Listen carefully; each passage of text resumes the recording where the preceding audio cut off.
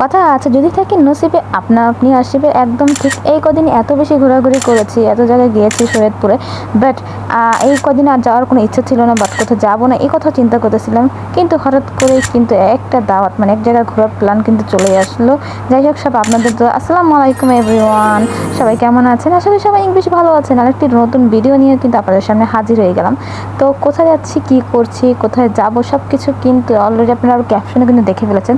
তাও কিন্তু কোথায় যাব ফুল ভিডিওটা দেখবেন, অবশ্যই দেখে কমেন্ট করবেন এবং জানাবেন সবাই কোথায় যাচ্ছি, কী করছে, কেমন লাগছে আমাদেরকে।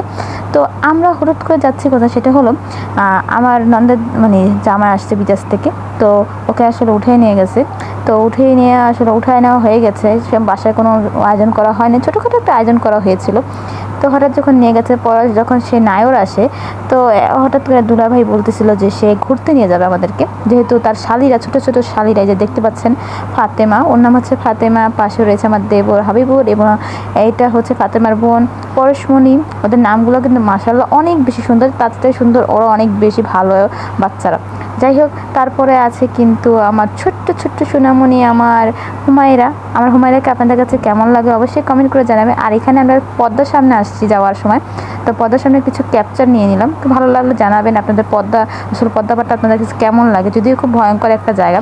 তারপরে চলে গেলাম আমাদের মানে আমার ছোটো নন্দের একটা মানে বড় নন্দের একটা শখ ছিল, সে হচ্ছে চাঁদের বাড়ি, মানে এটা রেস্টুরেন্টের নাম এখানে চাঁদের বাড়ি, এটা হচ্ছে জাজিরার পাশে।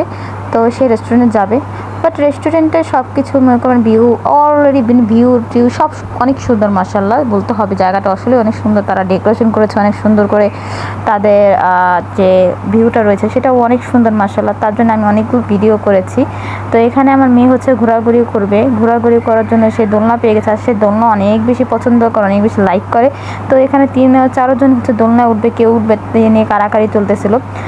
যেহেতু হুমায়রা তো ছোটো, তাই তারা সব প্রায়োরিটিটা একটু বেশিই পায়। আর এখানে মানে অসংখ্য মানুষ ছিল, অসংখ্য বলতে কিছু মানুষই ছিল। আর এই যে ফটোশ্যুটের যে অ্যালবাম, মানে ফটোশ্যুটের যে জায়গাটা, মানে এই যে একটা লাভের মতো তৈরি করা হয়েছে, জায়গাটা আসলে কাপলরা ছবি তুলতেছিল, আমরাও ছবি তুলেছি, আমরাও অনেকগুলো ছবি তুলেছি। মানে অনেক সুন্দর একটা জায়গা আসলে বলতে হবে, রাত্রেবেলার যেহেতু লাইটিংয়ের ব্যবস্থাগুলো খুব সুন্দর। এটা হচ্ছে আমার বড় ননদ আমার মামা শ্বশুরের মেয়ে, ওর নাম হচ্ছে ইসমতারা।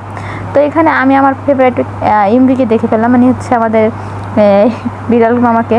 আর আমার বিড়াল দেখতে আসলে আমি অনেক ভালো পছন্দ করে, ভালো লাগে। আর সেখানে আমার মেয়ে হয়েছে, আমার মেয়ে বিড়াল পছন্দ করে, এটা কি করে, সে তো তার সাথে সাক্ষাৎ করতেছিল, বাট সাক্ষাৎ করা শেষে সে হট করে উঠেই তার বাবাকে নিয়ে সে হচ্ছে ঘুরতে যাবে। সে এক জায়গায় মানে সুস্থভাবে দাঁড়াচ্ছিল না, তার কাছে অনেক ভালো লাগতেছিল। যখন তার বোঝার বয়স হয়েছে, এখন যেহেতু অনেক জায়গায় এর আগেও গিয়েছে, যেহেতু ছোটো ছিল, বাট এখন একটু বড় হয়েছে, তার জন্য সে এগুলোতে মজা পাচ্ছিল।